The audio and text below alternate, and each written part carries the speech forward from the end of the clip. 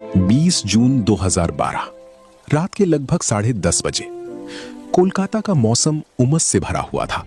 शहर की पुरानी इमारतों के ऊपर बादल मंडरा रहे थे और उसी रात जादवपुर विश्वविद्यालय के एक साधारण से प्रोफेसर अंबिकेश महापात्रा के दरवाजे पर पुलिस पहुंची। उनका अपराध हत्या नहीं था, भ्रष्टाचार नहीं था, देशद्रोह भी नहीं था। उनका अपराध सिर्फ इतना था कि उन्होंने अपने मोबाइल फोन से एक कार्टून आगे भेज दिया था, एक कार्टून जिसमें ममता बनर्जी का मजाक बनाया गया था। कुछ ही घंटों के भीतर 60 वर्ष के उस रसायन विज्ञान के प्रोफेसर को अपराधियों की तरह घसीटकर थाने ले जाया गया। अगले दिन टीवी चैनलों पर उन्हें माओवादी, षड्यंत्रकारी और लोकतंत्र का दुश्मन बताया जाने लगा। उसी पल बहुत से बंगालियों को पहली बार एहसास हुआ कि जिस महिला को उन्होंने तानाशाही खत्म करने के लिए चुना था, वो खुद उसी रास्ते पर चल पड़ी है। लेकिन इस कहानी की जड़ें सिर्फ ममता बनर्जी तक सीमित नहीं थी। ये कहानी उससे कहीं पुरानी थी, इतनी पुरानी कि उसकी शुरुआत उस दौर से होती है जब बंगाल सिर्फ भारत का नहीं बल्कि पूरी दुनिया का सबसे समृद्ध इलाका माना जाता था। 17वीं और 18वीं सदी का बंगाल किसी साधारण प्रदेश की तरह नहीं था। गंगा और ब्रह्मपुत्र के मैदानों पर फैला ये क्षेत्र एशिया का व्यापारिक हृदय था।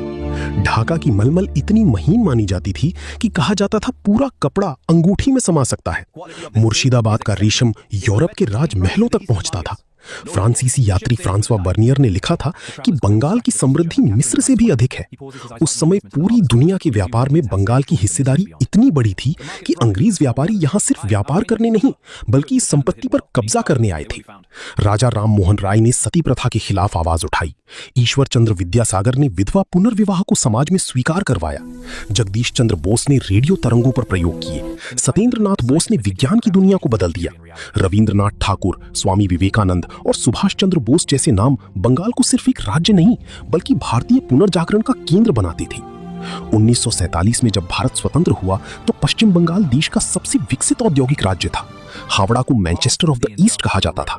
आईआईटी खड़गपुर देश का पहला आईआईटी बना। कोलकाता भारत की आर्थिक राजधानी जैसा महत्व रखता था।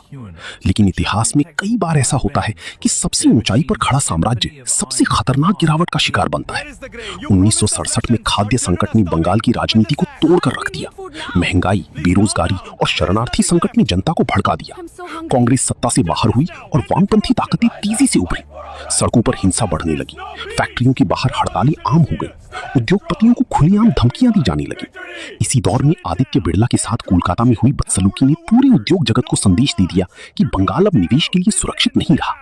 1997 में ज्योति बसु के नेतृत्व में सीपीआईएम सत्ता में आई और अगले 34 वर्षों तक बंगाल पर वामपंथी शासन कायम रहा। शुरुआत में किसानों और गरीबों को लगा कि अब न्याय मिलेगा, लेकिन धीरे धीरे पूरा राज्य पार्टी कैडर के नियंत्रण में जाने लगा। हर गांव में पार्टी कार्यालय था, हर पंचायत पर राजनीतिक कब्जा था। ट्रेड यूनियनों ने उद्योगों को बंधक बना लिया। छोटी छोटी बातों पर हड़तालें होती थीं। फैक्ट्री मालिकों को घेरा जाता था। हिंसा सामान्य बन चुकी थी। जब पूरी दुनिया कंप्यूटर और तकनीक की तरफ बढ़ रही थी, तब बंगाल में नारा लगाया जा रहा था कि कंप्यूटर आएगा तो रोजगार खत्म हो जाएगा। यही वो समय था जब आईटी उद्योग का अवसर बंगाल के हाथ से निकलकर दक्षिण भारत की तरफ चला गया और बेंगलुरु भविष्य का तकनीकी केंद्र बन गया। धीरे धीरे बंगाल की फैक्ट्रियां बंद होने लगी। बाटा इंडिया ने उत्पादन दूसरे राज्यों में बढ़ाना शुरू किया। हिंदुस्तान मोटर्स जैसी कंपनियां खत्म होने लगी। शिक्षण संस्थानों में योग्यता से ज्यादा राजनीतिक निष्ठा मायने रखने लगी। राजनीतिक हत्याएं इतनी सामान्य हो गई कि आंकड़े हजारों में पहुंच गए। एक समय जो बंगाल पूरे भारत को दिशा दिखाता था, वही राज्य धीरे धीरे बेरोजगारी, पलायन और हिंसा का प्रतीक बनता चला गया। लेकिन हर लंबे शासन के अंत में जनता बदलाव चाहती है और बंगाल की जनता भी अब किसी ऐसे चेहरे की तलाश में थी जो इस लाल साम्राज्य को चुनौती दे सके। फिर राजनीति के मंच पर एक ऐसी महिला उभरी जिसने खुद को गरीबों की दीदी के रूप में पेश किया। साधारण सफेद साड़ी, पैरों में हवाई चप्पल और आवाज में गुस्सा, यही पहचान थी ममता बनर्जी की। 1990 में हाजरा मोड़ पर उनके ऊपर हमला हुआ। उनके सिर से खून बह रहा था, लेकिन उस घटना ने उन्हें और ज्यादा आक्रामक बना दिया। उन्होंने खुद को वामपंथ के खिलाफ लड़ने वाली अकेली योद्धा के रूप में स्थापित किया। 1998 में उन्होंने कांग्रेस छोड़कर तृणमूल कांग्रेस बनाई।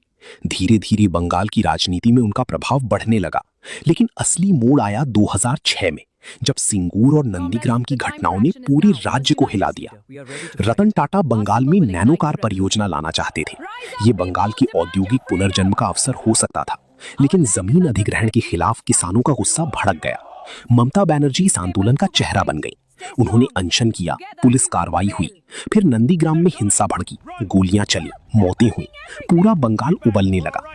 उसी समय पहली बार लोगों को लगा कि ममता बनर्जी शायद सच में वामपंथी शासन को खत्म कर सकती हैं। और 2011 में वही हुआ जिसकी किसी ने कल्पना नहीं की थी।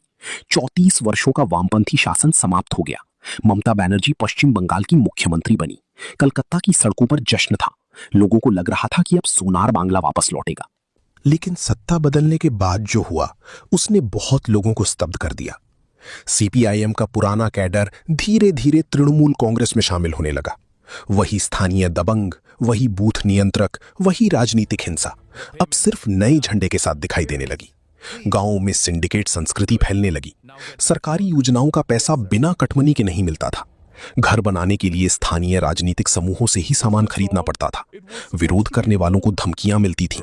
बंगाल की राजनीति बदल चुकी थी, लेकिन व्यवस्था वैसी ही बनी रही। फिर एक के बाद एक घोटाले सामने आने लगे। शारदा चिटफंड घोटाले में लाखों गरीबों की जमा पूंजी डूब गई। कई लोगों ने आत्महत्या कर ली। नारदा स्टिंग में नेताओं को कैमरे पर पैसे लेते देखा गया। फिर आया एसएससी भर्ती घोटाला, जिसने बंगाल की युवाओं का भरोसा तोड़ दिया। हजारों नौकरियां पैसों के बदले बांटी गई। अदालतों ने नियुक्तियां रद्द कर दी। जिन छात्रों ने वर्षों मेहनत की थी, उनका भविष्य अचानक अंधेरे में चला गया। लेकिन सबसे भयावह घटनाएं अभी बाकी थीं। संदेश खाली में महिलाओं के उत्पीड़न के आरोपों ने पूरे देश को हिला दिया। स्थानीय नेताओं पर गंभीर आरोप लगे।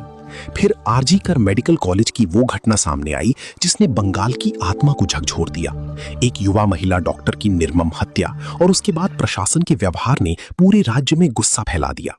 डॉक्टर सड़कों पर उतर आए, छात्र प्रदर्शन करने लगे और उसी समय ममता बनर्जी का बयान आया कि लड़कियों को रात में बाहर नहीं निकलना चाहिए। बहुत से लोगों को लगा कि ये वही महिला नहीं हो सकती जिसने कभी खुद सत्ता के खिलाफ संघर्ष किया था। फिर भी कहानी सिर्फ अंधेरे की नहीं है। ममता बनर्जी की सरकार ने कई कल्याणकारी योजनाएं भी शुरू की। कन्याश्री जैसी योजनाओं ने लड़कियों की शिक्षा को बढ़ावा दिया। गरीब परिवारों को आर्थिक सहायता मिली।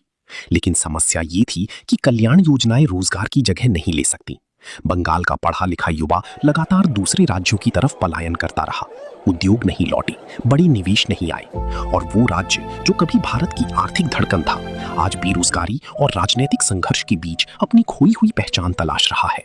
ये कहानी सिर्फ ममता बनर्जी की नहीं है। ये उस बंगाल की कहानी है जिसने दुनिया को विचार दिए, विज्ञान दिया, साहित्य दिया, क्रांति दी और फिर धीरे धीरे अपनी ही राजनीतिक लड़ाइयों में उलझकर खुद को कमजोर कर लिया। कभी जिस भूमि से रविंद्रनाथ ठाकुर की कविताएं और सत्यजीत रे की फिल्में निकली थी, आज वही भूमि बेरोजगारी, भ्रष्टाचार और हिंसा की खबरों में दिखाई देती है। लेकिन इतिहास की सबसे दिलचस्प बात यही है कि पतन कभी स्थायी नहीं होता। जिस बंगाल ने एक बार पूरे भारत को रास्ता दिखाया था, शायद एक दिन वही बंगाल फिर से उठ खड़ा हो और शायद उसी दिन सोनार बांग्ला सिर्फ एक नारा नहीं बल्कि फिर से एक सच्चाई बन जाए। जय हिंद।